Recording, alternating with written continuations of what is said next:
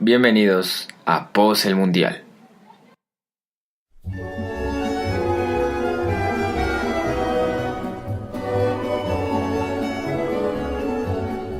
Расцветали яблони и груши, поплыли туманы над рекой. Выходила на берег Катюша, на высокий берег, на крутой. Выходила на берег Катюша, на высокий берег, на крутой. Выходила, песню заводила про степного сизого орла, про того, которого любила, про того, чьи письма берегла. Про того, которого любила, про того. En este nuevo episodio de Post el Mundial vamos a hablar de dos temas que podríamos decir que sí han despertado interés en la historia de los mundiales de fútbol por lo polémicos que han sido o por las polémicas que han sucedido en los diferentes mundiales de fútbol. Estoy hablando de los escándalos mundialistas. Mi nombre es Javier Ruiz y en este segundo episodio nos vamos a concentrar en dos temas. Ya dije el primero, los escándalos mundialistas. En la historia de los mundiales siempre hay un suceso que genera polémica, que genera desazón, que genera peleas, rencillas y demás.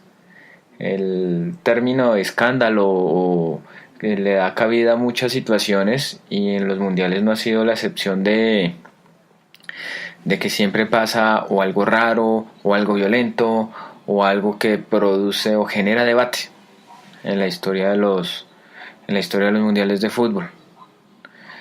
Y han sucedido muchos escándalos, pero por cuestiones de tiempo pues vamos a nombrar quizás los escándalos mundialistas más sonados, los escándalos que más recuerdan las personas, los escándalos que de pronto uno de una vez se acuerda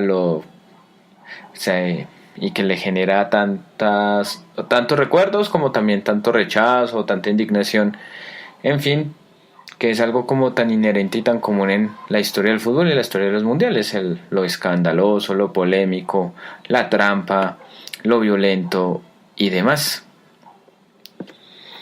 Bueno, vamos a contar así de forma... vamos a intentarlo hacer cronológicamente. Vamos a ver qué escándalos han sonado, que algunos, falsos, porque por ejemplo, un escándalo se lo estaban considerando como un escándalo, pero a la final no fue lo que sucedió en la final del Mundial de Suiza 54, cuando Hungría con Puskás y Kocsis le iban ganando a Alemania Occidental y después los alemanes en el segundo tiempo le remontan, le ganan el partido a los húngaros y le ganan la Copa Mundo. Ganan la Copa Mundo en ese entonces, y en el entretiempo Puskás, ídolo de Hungría y del Real Madrid de Di Stéfano y demás, se puso a decir que en el entretiempo olía mucho a amapolas en ese segundo tiempo, dando a entender que los jugadores alemanes se habían dopado para darle la vuelta al partido a los húngaros y así ganarles la Copa Mundo. Eso no se ha comprobado, así que eso se quedó en rumores. Por ejemplo, en la historia de los mundiales, un escándalo que nos afectó muchísimo a nosotros los colombianos fue el fatídico autogol de Andrés Escobar, que por ese autogol unos mafiosos lo mandaron a asesinar. Colombia estaba eliminada, Andrés Escobar se volvió de una vez a Medellín. Tengo entendido que él estaba como en la zona rosa, en una discoteca, y cuando salió fue increpado por unos hombres por el autogol y lo asesinaron. Y todavía siguen teniendo problemas con la justicia colombiana y también están involucrados ahí como en negocios turbios o problemas judiciales con cierto expresidente de la República, ahora actualmente senador de este país. En el mismo Mundial de Estados Unidos 94 sucedió otro escándalo que sacudió a Argentina, en específico con Diego Armando Maradona, que se había retirado de la selección después del Mundial 90, cuando Argentina perdió con Alemania, allá en la final en Roma, después del 5-0 que le propinó Colombia a Argentina y que mandó a Argentina a jugar un repechaje contra Australia. Maradona tomó forma física y volvió a la selección argentina y fue convocado para el Mundial del 94, recordado por un bonito gol que le marcó a Grecia. Si no estoy mal, ese fue el primer partido que hubo Argentina en ese Mundial. Maradona fue elegido para presentar prueba antidoping. Recordarán la famosa escena donde una enfermera Maradona estaba como evadiendo, hacía roña, como decimos acá, o sea, como que se demoraba, que a la final se fue de la mano cogido con ella, y toda esa escena, todo eso ya como que Maradona ya sabía que lo iban a descubrir y lamentablemente dio positivo en la prueba antidoping y fue expulsado inmediatamente del Mundial de Estados Unidos 94. Una mala noticia para Argentina, tanto así que Diego Maradona salía en la televisión llorando, diciendo que le habían cortado las piernas. Si seguimos con los mundiales de los 90, en Francia 98 recordarán el escándalo de Ronaldo Nazario, ¿no? El entonces mejor jugador del mundo. En ese entonces creo que ya estaba en el Inter de Milán. El día anterior a la final que le toca jugar en París contra Francia, tuvo convulsiones, no pudo estar bien físicamente, no estaba bien de salud y aún así fue obligado a jugar. Y en el terreno de juego se le vio un Ronaldo deslucido, un Ronaldo que jugó pésimo ese día porque no estaba al 100%, y también vio cómo Brasil era humillada por la Francia de Zinedine Zidane, ganándole 3-0 y quitándole la posibilidad de repetir Copa Mundial. Partidos violentos, sí, o sea, todo aquí cabe dentro de los escándalos de fútbol. Partidos violentos como la batalla de Santiago en Chile 62 entre Chile e Italia, que fue un partido, bueno, más una pelea de boxeo que un partido de fútbol. Pero el árbitro era un árbitro inglés muy localista, decidió expulsar a los jugadores italianos para no... Él decía, ¿no? Una vez lo entrevistaron y el árbitro inglés decía que tenía miedo de expulsar a los chilenos porque de pronto hubiera pasado algo terrible en el Estadio Nacional de Santiago. Como partido violento de estos últimos tiempos, el Holanda-Portugal en el Mundial de Alemania 2006, le pusieron la batalla de Nuremberg, donde el árbitro se dio, muchos dirán que se dio el gusto, no, pero le tocaba sacar tantas tarjetas amarillas y tantas tarjetas rojas. De verdad fue un partido extremadamente violento, y aún así pues Portugal pudo ganarle a Holanda. En los octavos de final Holanda quedó eliminada y Portugal en ese mundial avanzó hasta las semifinales de Alemania 2006. En la década de los 60, yo creo que lo había dicho en el podcast anterior, se había destacado, era más notorio un fútbol violento sobre un fútbol talentoso, y la vaina era lesionar a los jugadores talentosos. Ahí Pelé se vio involucrado, siendo lesionado tanto en Chile 62 como en Inglaterra 66. Y ya que estamos hablando del Mundial 66, recordarán ustedes el famoso gol fantasma. Eso no fue gol, no pasó la pelota de ese tiro que le pegó, no, si no estoy mal, yo no sé si fue Bobby Charlton o George Hurst, que la pelota pega en el palo, rebota el suelo pero no traspasa la línea. Los árbitros de esa final eran soviéticos, rusos, a propósito, y según el árbitro en línea vio que el balón había traspasado. Bueno, un mundial también muy criticado porque estaban diciendo que estaba amañado para que los ingleses ganaran la Copa Mundo en su casa, y en ese entonces el presidente de la FIFA era un inglés. Entonces eso generaba muchas más sospechas, y más que en los cuartos de final hubo un cruce sudamericano-europeo. Inglaterra le tocó contra Argentina, Alemania le tocó contra Uruguay, y al parecer hubo un complot para que los sudamericanos no pasaran a las semifinales, para que fuera un mundial netamente europeo. De ahí es que empieza a volverse polémico los partidos Argentina e Inglaterra. Siempre que juegan Argentina e Inglaterra son partidos polémicos, son partidos que sucede algo. Y en ese partido de de Argentina e Inglaterra, perdón, del Mundial 66, expulsaron al capitán y figura de la Argentina de ese entonces, que era Ratín. Fue expulsado supuestamente por violencia verbal contra el árbitro. El árbitro alemán, era un árbitro alemán, obviamente no hablaba español. El jugador argentino obviamente no hablaba alemán. Entonces Ratín pidió un intérprete o un traductor, si lo había, en el estadio de Wembley, que fue ese partido de los cuartos de final contra Inglaterra. No lo encontraron, así que le tocó irse expulsado injustamente. Lo mismo pasó en el Uruguay-Alemania. También fueron jugadores uruguayos expulsados. Ahí había una vaina como rara, tanto así que la policía inglesa les tocó entrar y sacar a los jugadores uruguayos porque no querían abandonar el campo.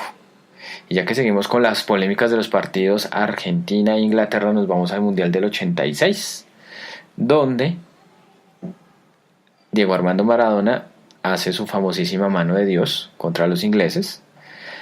Y obviamente esto despertó el odio y el resentimiento de Inglaterra y más. Cuando estaban recién en la posguerra de las Malvinas, todavía estaban las heridas abiertas de ese conflicto entre ingleses y argentinos, y muchos consideraron que esa picardía de Diego Armando Maradona, de esa mano contra el arquero de Inglaterra, que si no estoy mal se llamaba Peter Shilton, hizo que anotaran el primer gol, y que bueno, después ya vendría el maravilloso gol, el mejor gol de la historia de los mundiales. Y ya que también estamos hablando de arbitrajes dudosos, el Mundial de Japón y Corea 2002 se destacó por una cosa, por los árbitros. Unos árbitros, de verdad, ese Mundial va a ser recordado por los pésimos arbitrajes que afectaron, sobre todo, a equipos europeos. Por ejemplo, está el caso de Italia-Corea del Sur, que eso fue un partido de octavos de final. Empezó ganando Italia con gol de Christian Vieri, después empató Corea del Sur, se fueron a tiempo extra, una expulsión que no era, que era un árbitro ecuatoriano, a todas estas. Y en ese tiempo existía una cosa que se llamaba el gol de oro, que cuando uno hacía gol en el tiempo extra, cualquiera de los dos equipos ya se terminaba el partido. Y Corea del Sur, con un jugador que si no estoy mal se llamaba An Jung-wan, le hace el gol a Italia. Y las cosas de la vida, ¿no? Ese jugador surcoreano, estaba jugando en un equipo italiano. En ese tiempo estaba en la primera división, llamado el Perugia.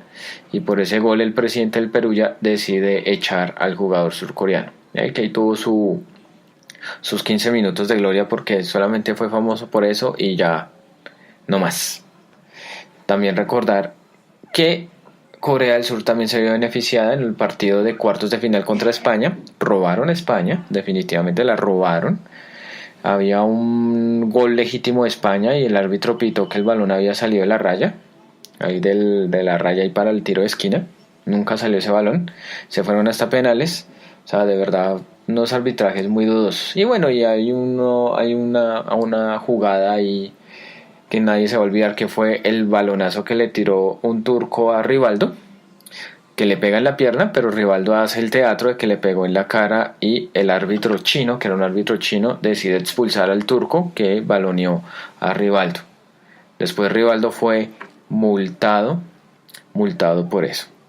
El Mundial de Alemania 2006 también fue escandaloso, porque un árbitro inglés sacó 3 amarillas a un solo jugador. No sé si fue que no se percató, no sé qué le pasó, pero ya después al rato se dio cuenta que tenía 3 amarillas el jugador de Croacia, y jugó un rato de más, y ya después sí le sacó la tarjeta roja. Por ejemplo, si ya hablando de más escándalos, yo creo que uno de los más icónicos también fue el de España 82, cuando jugó Kuwait su primer y único mundial el partido fue contra Francia. Hubo un gol de Francia, y el presidente de la Federación de Kuwait, que es un príncipe de ese emirato, de ese país árabe, bajó a la cancha, se entró a la cancha. Le dijo a los jugadores que no siguieran jugando, él entró, buscó directamente al árbitro, le protestó, y el árbitro revirtió la decisión, o sea, les anuló el gol a los franceses. Una cosa, un hecho paradójico, un hecho chistosísimo. en esto de la historia de los mundiales, algo inédito, que un príncipe árabe ahí con sus petrodólares metiéndose al campo a hacer de las suyas, a ver si revertía la situación. Igual ya Francia le estaba goleando a Kuwait, ahí no había nada más que hacer, entonces eso era ahí una pataleta de niño rico, no se me ocurre llamarlo de otra manera. Así que bueno, esto fue ahí un recuento, puede ser que se me haya escapado más escándalos de los mundiales, puede ser que de pronto se me haya olvidado agregar algo, pero bueno, esta era la idea, ¿no? De hablar sobre ciertos escándalos mundialistas que uno se acuerda, que uno dice, uy, sí, lamentablemente pasó esto, uy, sí, y ahora que me acuerdo de España 82 y del fútbol violento, el arquero de Alemania Occidental, Harald Schumacher, casi mata a un jugador francés.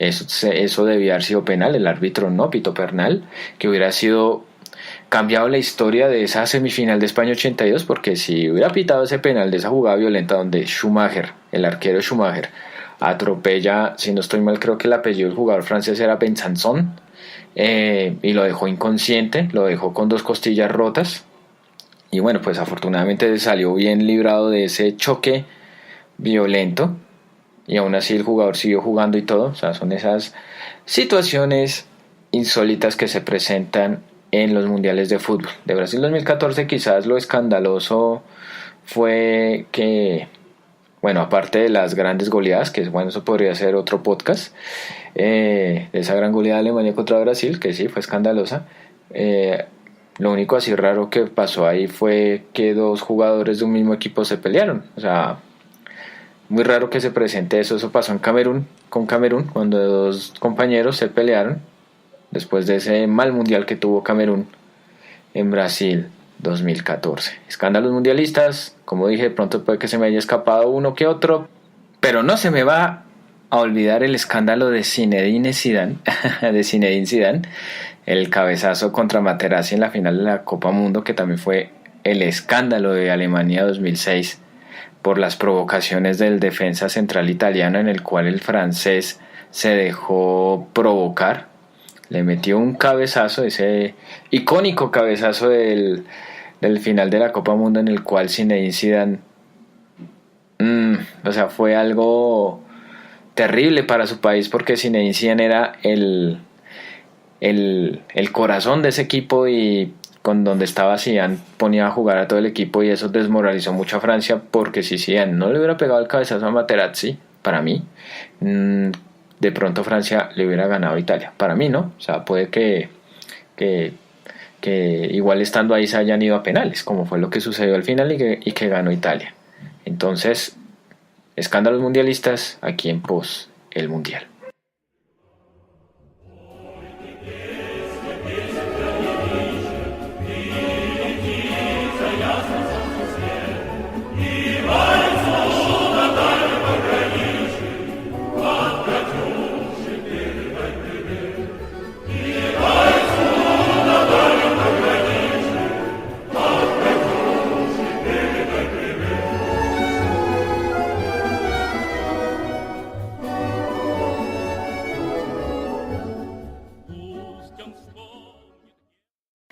Y ya en esta segunda y última parte de Pos el Mundial vamos a hablar de los balones, de los mundiales de fútbol.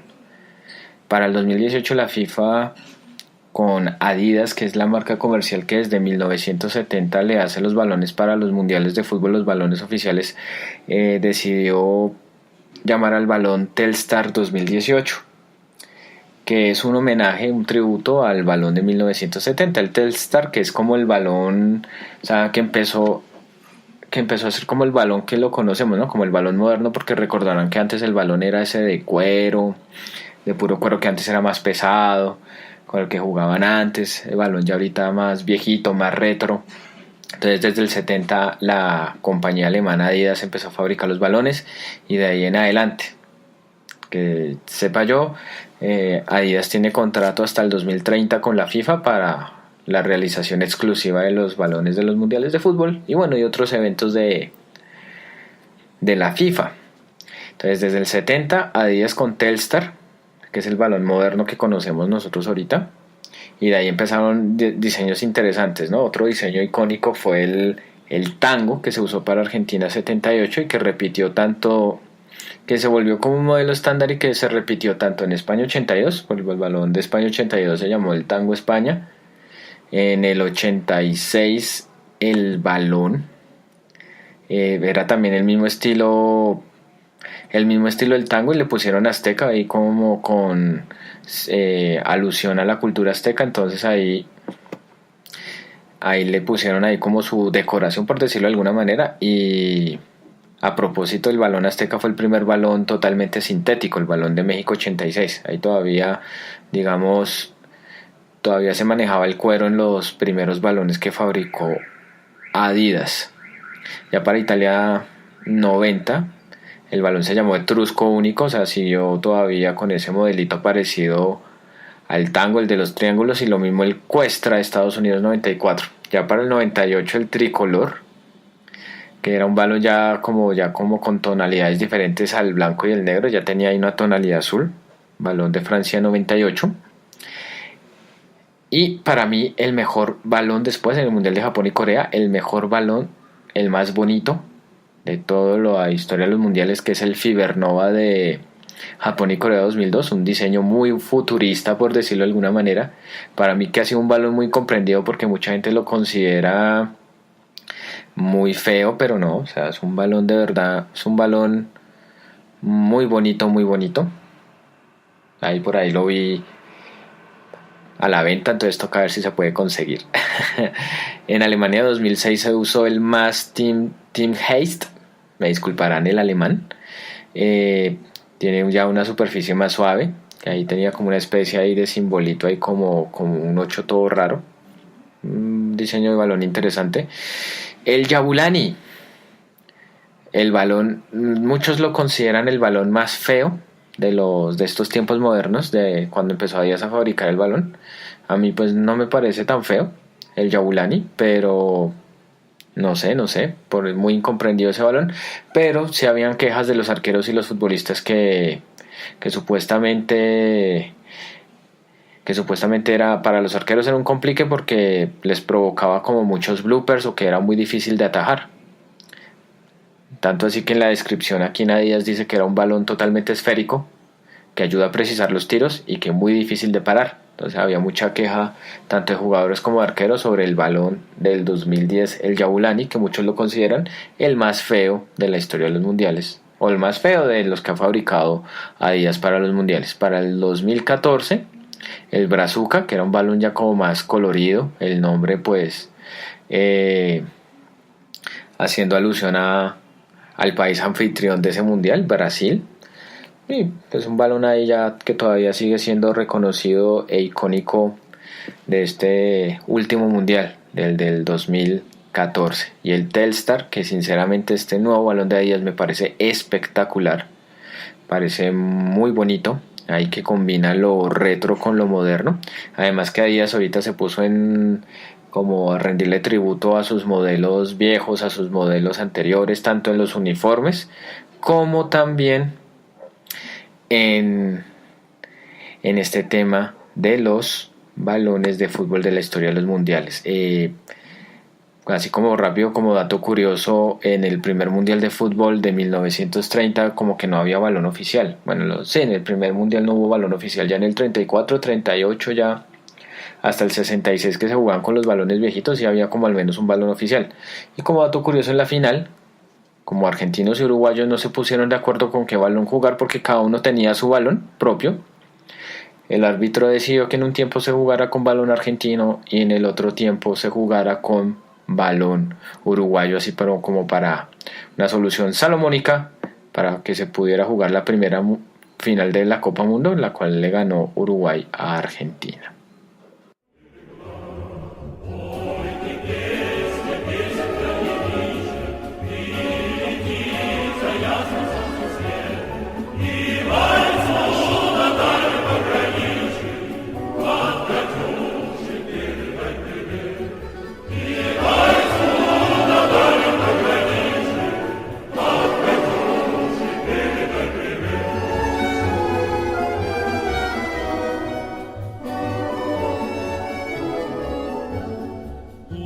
пусть он вспомнит девушку.